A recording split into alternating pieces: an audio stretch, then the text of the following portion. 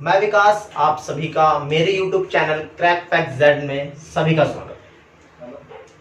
आशा है कि आप सभी स्वस्थ और अच्छे होंगे। जैसे कि आप सभी जानते हैं कि हम कक्षा 12वीं की राजनीतिक विज्ञान में पहली पुस्तक कर रहे थे और उसका सेकंड चैप्टर आज हमें स्टार्ट करना है। सेकंड चैप्टर का नाम क्या है? पार्ट सेकंड हम स्टार्ट कर रहे थे और पार्ट सेकंड का नाम क्या है? दो ध्रुवीयता का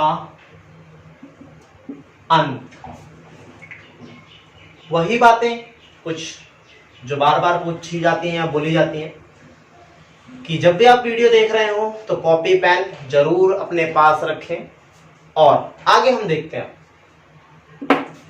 अब ध्यान से देखना, ये चैप्टर बहुत इंपॉर्टेंट है। चैप्टर के अंदर जाने से पहले हम चैप्टर के अर्थ को ही समझ लेते हैं, ताकि अगर हम यहां पे अर्थ समझ गए तो हम चैप्टर के अंदर की काफी सारी बातें अपने आप ही समझ जाएंगे। तो हम कैसे चैप्टर के अर्थ को समझें, तो देखते हैं। यहां पे कह रहा है दो मतलब दो तो समझ में आ गया, बट दो क्या? दो कौन? एक यूएसए और एक यूएसएसआर। जब हमने पहला पार्ट पढ़ा था तो उसके अंदर हमने ये पढ़ा था कि यूएसए और यूएसएसआर आपस में एक युद्ध लड़ रहे हैं जिसको हम शीत युद्ध कहते हैं। और इन दोनों ही ताकतों ने विश्व के अंदर बहुत बड़ी बड़ी स्थितियों में अपना योगदान, बहुत बड़े बड़े अंतरराष्ट्रीय मामलों में अपना योगदान दिया। आगे ध्रुवीयता का अर्थ क्या है? ध्रुवीयता को हम एक एग्जांपल से समझेंगे। जिस प्रकार एक लट्टू, आमतौर पर सभी ने अपने बचपन में, बॉयज ने खास तौर पे भी कह सकते हैं कि लट्टू या तो इस्तेमाल किया होगा या तो आपने उसको देखा तो जरूरी होगा। भले ही आपने उसका यूज ना करा हो, पर आपने उसको देखा जरूर होगा।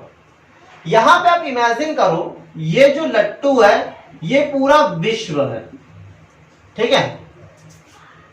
जिस प्रकार एक लट्टू 2 कीलो के आधार पर नाचता है, बिना कीलो के इस लट्टू को नचाना लगभग नामुमकिन है। तो ये जो लट्टू है वो 2 कीलो पर क्या कर रहा है? नाच रहा है। इन 2 कीलो के आधार पर ही पूरा लट्टू घूम रहा है। तो एग्जाम्पल के रूप में आप यहां पे समझ सकते हो कि एक जो कील है वो यूएसए है और एक जो कील है वो यूएसएसआर है। और ये दोनों ही कीलें क्या कर रही है? इस लट्टू को घुमाने की कोशिश कर रही है। और लट्टू का इंडिकेशन हमने क्या रखा गया है? विश्व। अर्थात ये जो पूरा विश्व है 2 कीलों के आधार पर या 2 देशों के आधार पर चलने लग गया। अर्थात जिस प्रकार लट्टू के कितने ध्रुव हो गए? ये एक ध्रुव हो गया और ये एक सेकंड ध्रुव हो गया। तो पूरा विश्व, पूरा लट्टू कितने ध्रुवों पर घूम रहा है? एक ध्रुव और दूसरे ध्रुव। और वो कौन से ध्रुव हैं? एक ध्रुव है यूएसए और एक ध्रुव है यूएसएसआर। उसी प्रकार जिस प्रकार एक लट्टू 2 ध्रुवों पर घूम रहा है, उसी प्रकार पूरा विश्व भी कितने ध्रुवों पर घूमने लग गया था? 2 ध्रुवों पर घूमने लग गया था। इसी को कहते हैं ध्रुवीयता। अर्थात पूरा का पूरा विश्व किसके हिसाब से चल रहा था? या तो यूएसए के हिसाब से चल रहा था या तो यूएसएसआर के हिसाब से चल रहा था। आधे विश्व पर यूएसए का बोलबाला था तो आधे विश्व पर यूएसए का नियंत्रण था। और यही दोनों अपनी राजनीतिक गतिविधियों के जरिए पूरे विश्व को अपने हिसाब से चलाकर अपने हिसाब से उसको प्रभावित करने की कोशिश कर रहे थे। आगे लिख रहा है अंत, कि 2 ध्रुवीयता का अंत। 2 ध्रुव हमें समझ में आ गई, यूएसए और यूएसएसआर। ध्रुवीयता भी हमें समझ में आ गई कि जब पूरा विश्व 2 देशों के आधार पर चलने लग गया, दो अलग अलग ताकतों के आधार पर चलने लग गया, तो हमने कहा कि पूरा विश्व दो ध्रुवीयता में बट गया। बट अंत में एक शब्द लिख रहा है अंत, कि इन दो ध्रुवीयताओं में से किसी एक का क्या हो जाता है, अंत हो जाता है।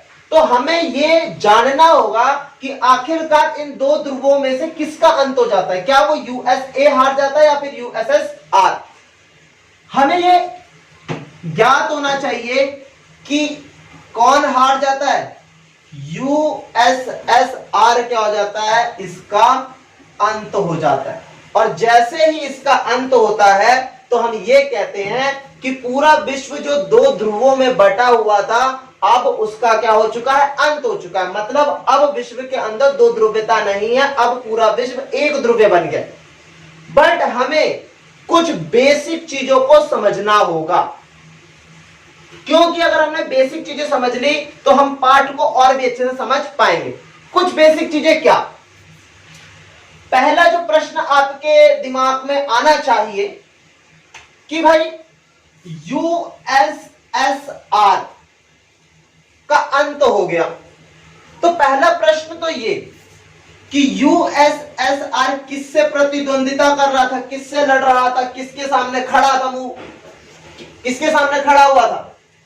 तो पहली तो विशेषता ये आएगी कि भले ही यूएसएसआर का अंत हो गया हो, भले ही वो हार गया हो, भले ही उसका विघटन हो गया हो, बट हमें ये भी तो देखना बहुत जरूरी होगा कि इसके पास ऐसी कौन सी ताकत थी, ऐसी इनके पास कौन सी विशेषताएं थी जिसके दम पर ये किसको चुनौती दे पा रहे थे, यूएसए को चुनौती दे पा रहे थे। अर्थात हमें यहां पर सिर्फ अंत नहीं पढ़ना है कि चैप्टर का परिचय का अर्थ दे दिया गया कि भाई दो ध्रुवीयता का अंत, तो हमें सिर्फ विघटन पढ़ना है, नहीं, हमें यूएसएसआर का विघटन या यूएसएसआर का अंत तो पढ़ना ही पढ़ना है। पर हमें इस बात को समझना चाहिए कि अगर यूएसएसआर का अंत हुआ तो कोई बात नहीं, भले ही उसका अंत हो गया, भले ही वो हार गया, पर हमें यह समझना भी जरूरी होगा कि यूएसएसआर हार जाने के बाद भी हमें यह समझना है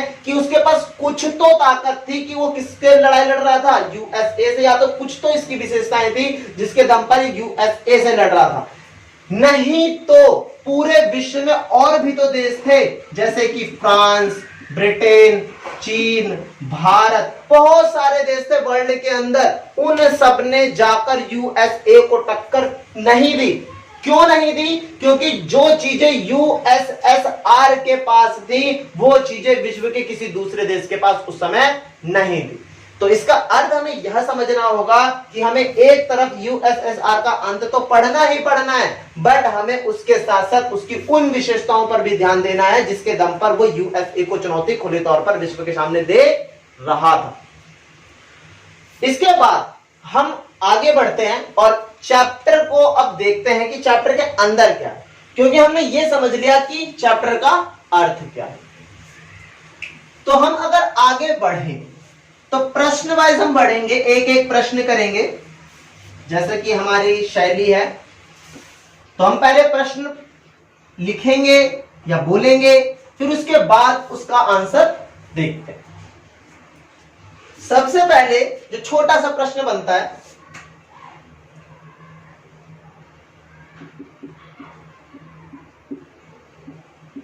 बोल्शेविक क्रांति कब हुई? तो बोल्शेविक क्रांति कब हुई थी? उत्तर में आप लिखोगे 1917। इस क्रांति को हम कई सारे नामों से भी जानते हैं। कई लोग इसको कहते हैं रूसी क्रांति, कई सारे लोग इसको कहते हैं साम्यवादी क्रांति, और कई सारे लोग इसको लेनिनवादी क्रांति भी कहते हैं। ठीक है, तो प्रश्न चाहे कैसे भी आए, चाहे बोल्शेविक क्रांति आ जाए, चाहे रूसी क्रांति आ जाए, चाहे साम्यवादी क्रांति आ जाए, चाहे लेनिनवादी क्रांति आ जाए, सबका आंसर क्या है? 1917। उसके बाद दूसरा प्रश्न जो छोटा सा पूछा जाएगा आपसे कि यूएसएसआर का पूर्ण अर्थ क्या है? पूर्ण अर्थ क्या है? तो इसका उत्तर क्या है? Union of Soviet socialist Republic. ठीक है, तो इसका फुल फॉर्म भी कई बार पेपरों में पूछा गया है कि यूएसएसआर का पूर्ण अर्थ क्या है? तो union of Soviet socialist Republic, Samajwadi Soviet गणराज्य। इसके बाद अगला एक प्रश्न आता है,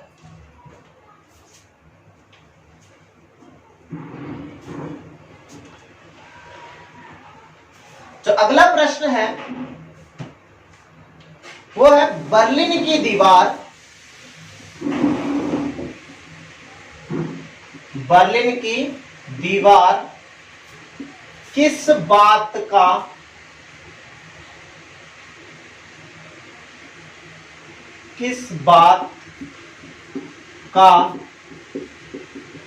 प्रतीक थी? तो बर्लिन की दीवार किस बात का प्रतीक थी, इसको हम देखते हैं। बर्लिन हुआ क्या? 1961 में सोवियत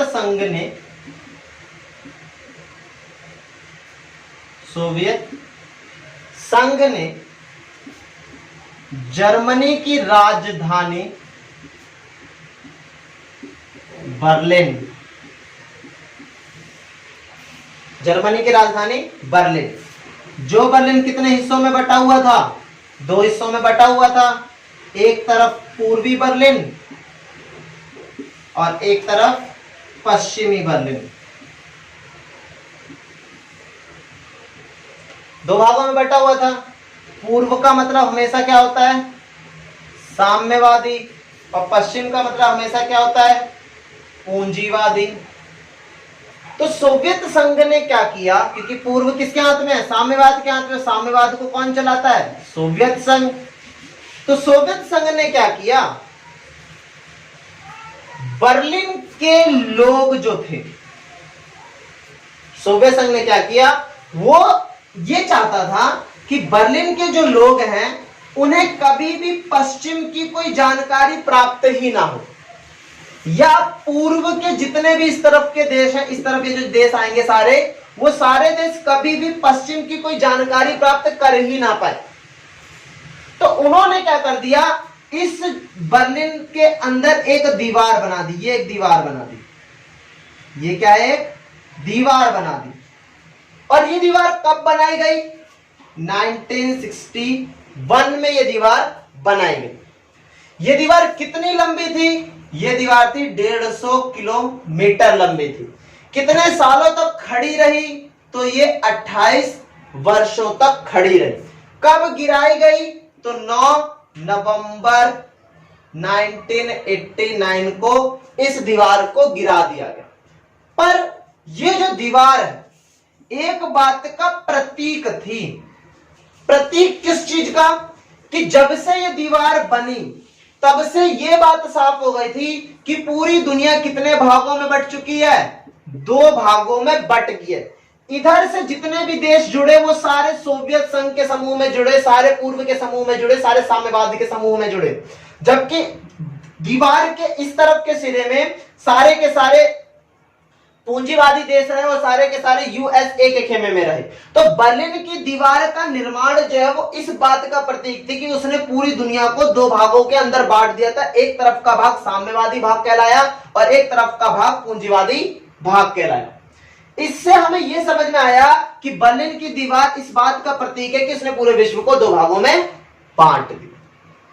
बट जब 1989 में इस दीवार को गिरा दिया गया, जब 1989 में इस दीवार को गिरा दिया, तब क्या हुआ? तो इसके दीवार के गिरने का परिणाम क्या हुआ? जर्मनी का एकीकरण हो गया। सामान्य सी बात है, जो दीवार 2 भागों में किसी को बांट सकती है, उस दीवार को अगर तोड़ दिया जाए तो दोनों ही भाग क्या हो जाएंगे? दोबारा से जुड़ जाएंगे। अर्थात जब तक दीवार रही तब तक दुनिया दो भागों में क्या हो गई, बट कर रही, और जैसे ही दीवार गिरी तो जर्मनी का क्या हो गया, एकीकरण हो गया। तो ये प्रश्न काफी इंपॉर्टेंट है कि बर्लिन की दीवार किस बात का प्रतीक है। तो आपको यह बताना होगा कि 1961 में सोवियत संघ के द्वारा यह सोचा गया कि पूर्व के लोगों की जानकारी कभी भी पश्चिम की तरफ ना पहुंचे या पश्चिम के लोगों की जानकारी पूर्व तक ना पहुंचे, इसके लिए उन्होंने एक दीवार का निर्माण करवाया। दीवार का निर्माण कब करवाया गया, तो 1961 में करवाया गया। कितनी लंबी थी, तो 150 किलोमीटर लंबी थी। कितने वर्षों तक खड़ी रही, तो 2.5 वर्षों तक खड़ी रही। कब गिराया गया, 9 नवंबर 1989 को इसे गिरा दिया। ये किस बात का प्रतीक थी, बर्लिन की दीवार इस बात का प्रतीक थी कि उसने पूरे विश्व को दो भागों में बांट दिया। एक तरफ दीवार के हिस्से की तरफ साम्यवादी खेमा दिखाई देता था, तो दूसरे दीवार के सिरे की तरफ पूंजीवादी खेमा दिखाई देता था। परंतु 1989 में जब इस दीवार को गिरा दिया गया तो इसके परिणाम स्वरूप जर्मनी का एकीकरण हो गया। इसके बाद हम अगले प्रश्न पर आते हैं।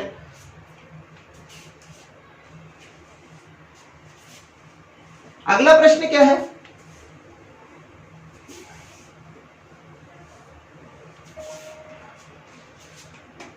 प्रश्न है अगला, सोवियत प्रणाली से आप क्या समझते हो। तो प्रश्न क्या है कि सोवियत प्रणाली से आप क्या समझते हो। तो हमें पहले यह समझना होगा कि ये सोवियत का ही अर्थ क्या होता है। सोवियत का अर्थ होता क्या, तो सोवियत का अर्थ होता है मजदूर। क्या अर्थ होता है, मजदूर। तो आप पढ़ते रहते हो ना हमेशा, सोवियत संघ सोवियत संघ सोवियत संघ, तो मतलब क्या है इनका, तो सोवियत का मतलब ही क्या निकल कर आया, मजदूर। और संघ का मतलब क्या होता है, ग्रुप। तो ये किस चीज का ग्रुप कहलाया, मजदूरों का ग्रुप कहलाया। मतलब कहने का अर्थ मजदूर वो वाले नहीं जो दिहाड़ी पर काम कर रहे हैं, वो नहीं, जो बेलदारी कर रहे हैं, वो नहीं मजदूर कहने का मतलब। यहां पे मजदूरों का अर्थ ये है क्योंकि हम ये जानते हैं कि जो साम्यवाद है उसके जनक कौन थे, कार्ल मार्क्स। कौन थे इनके जनक, कार्ल मार्क्स। और इसी को और आगे किसने बढ़ाया था, लेनिन, व्लादिमीर लेनिन। पूरा नाम है इनका व्लादिमीर लेनिन। ठीक है, इन्होंने इसको और आगे बढ़ाया। जब इन्होंने आगे बढ़ाया तो कार्ल मार्क्स ये कहा करते थे साम्यवाद को लेकर कि भाई जब पूरी दुनिया में पूंजीवाद खत्म हो जाएगा, तो पूंजीवाद खत्म हो जाएगा तो समाज क्या करेगा, सारे संसाधन को अपने हाथ में लेगा और अपने हिसाब से अपना विकास करेगा, जिसमें कोई भी व्यक्ति का शोषण नहीं होगा क्योंकि सबके पास संसाधन होगा। बट लेनिन ने एक बात यह कह दी कि अगर हम सारा संसाधन सभी को दे देंगे तो उससे सभी लोग अच्छे से देश को चला नहीं पाएंगे, क्योंकि तब लोग व्यवस्थित तरीके से नहीं रह पाएंगे। तो लेनिन ने यह कहा कि हम काम तो गरीबों के लिए ही करना चाहते हैं, जिन गरीबों का, जिन मजदूरों का शोषण हुआ हम उसको रोकना चाहते हैं। बट सिर्फ मजदूरों को ताकत दे देने से ऐसा नहीं होगा, क्योंकि मजदूर देश को चला नहीं सकते। मजदूरों को संसाधन दिया तो जा सकता है पर वो सब कुछ चला नहीं सकते। तो लेनिन ने यह कहा कि हम मजदूरों के लिए क्या बनाएंगे, मजदूरों के लिए सरकार बनाएंगे। क्या बनाएंगे, मजदूरों के मतलब ऐसे कुछ लोगों को चुनेंगे जो किसके लिए कार्य करे, मजदूरों के लिए कार्य करे, सोवियत के लिए कार्य करे। और धीरे धीरे जब ये विचारधारा कि भाई देशों को अपने समाज में जो मजदूर हैं, जो गरीब हैं, उनको आगे उभारना चाहिए, क्योंकि पूंजीवाद ने उन लोगों का बहुत शोषण किया है। तो धीरे धीरे जब लेनिन का ये विचार फैलने लग गया तो धीरे धीरे बहुत सारे देशों ने लेनिन की इस बात को अपनाना शुरू कर दिया। और जब लेनिन की इस बात को अपनाना शुरू कर दिया गया तो धीरे धीरे सोवियत का क्या बन गया, एक संघ बन गया। इसीलिए कहते हैं सोवियत संघ, मजदूर देशों का संघ, मजदूरों के लिए कार्य करने वाले देशों का संघ।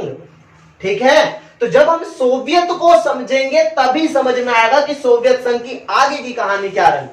उन्होंने क्यों साम्यवाद अपनाया? तो साम्यवाद सिर्फ इसलिए अपनाया क्योंकि उनका यह मानना था कि पूंजीवाद शोषण का एक प्रतीक है और उस पूंजीवाद में मजदूरों का शोषण होता है। मजदूरों के शोषण से मुक्त करने के लिए मजदूरों को आगे आना चाहिए। तो लेनिन ने यह कहा कि मजदूर अपने हाथ में संसाधन रख तो सकता है पर पूरा देश चला नहीं सकता, इसीलिए हम मजदूरों की तरफ से कुछ लोगों को शक्ति देंगे जो सरकार के रूप में बैठेंगे और वे लोग मजदूरों के लिए कार्य करेंगे। और जब ये विचारधारा धीरे धीरे स्प्रेड हो गई, धीरे धीरे बहुत ज्यादा फैलने लग गई, तो बहुत सारे देशों के अंदर ऐसी विचारधारा फैलती चली गई, तो वो सारे के सारे क्या हो गए, एक साथ मिलने लग गए। तो धीरे धीरे वो सारे सोवियत की विचारधारा का समर्थन करने वाले देश अपना क्या बना लेते हैं, अपना एक संघ बना लेते हैं। और जब संघ बन जाता है तो क्या कहलाता है, सोवियत संघ कहलाता है। और इसी सोवियत संघ को हम क्या कहते हैं, यूएसएसआर कहते हैं, जिसका निर्माण कब हुआ, 1922 में हुआ।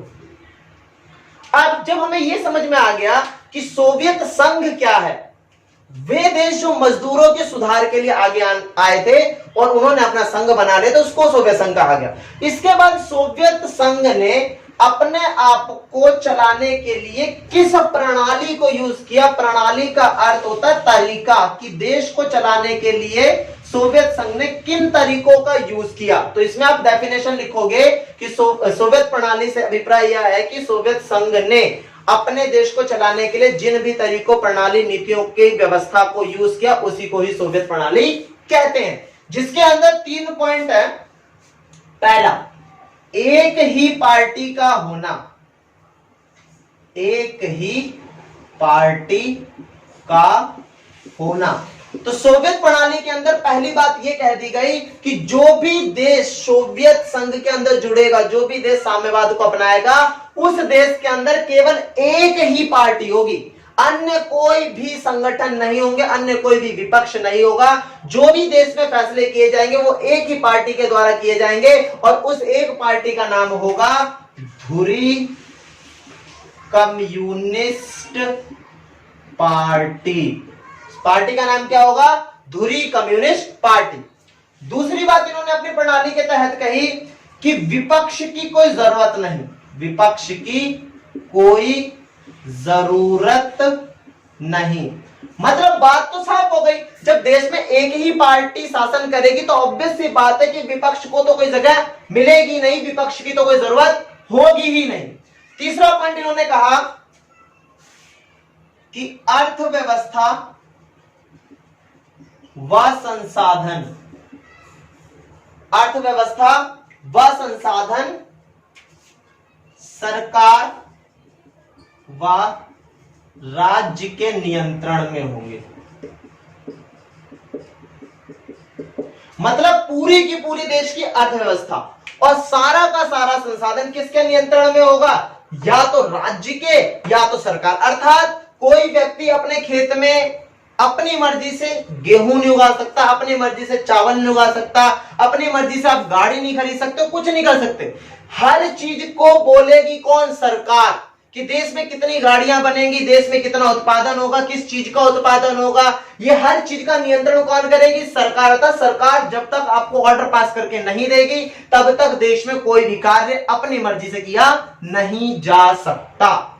ये 3 पॉइंट थे सोवियत प्रणाली के, कि सोवियत प्रणाली कैसे चलती है, तो एक ही पार्टी, विपक्ष की कोई जरूरत नहीं और पूरी की पूरी अर्थव्यवस्था और संसाधन राज्य व सरकार के हाथ में होंगे।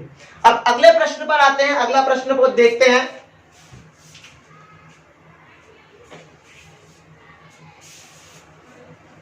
अगला प्रश्न है, दूसरी दुनिया से आप क्या समझते हो?